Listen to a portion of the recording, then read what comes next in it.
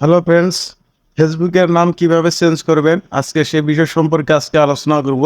So friends, বেশি কিছু কথা না বলে আপনারা স্ক্রিনে লক্ষ্য করুন। প্রথমে ফেসবুকের মেন অ্যাপসে লগ ইন দিতে হবে। তাই আমি ফেসবুকে লগ ইন দিয়ে দিচ্ছি। লগ ইন দেওয়ার পরে এখানে দেখতে পাচ্ছেন উপরে কর্নারে আমার ফেসবুকের প্রোফাইলের আইকনটি শো করছে, এখানে ক্লিক দিতে হবে।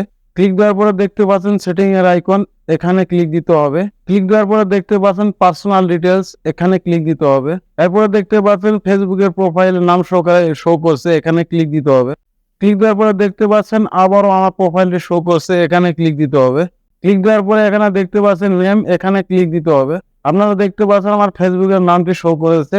এটাকে কিভাবে আপনারা লিখবেন, তাই এটাকে কেটে যে নামটি চেঞ্জ করতে চাচ্ছেন সে নামটি লিখে নিতে হবে আপনাদের। আমি লিখে নিচ্ছি।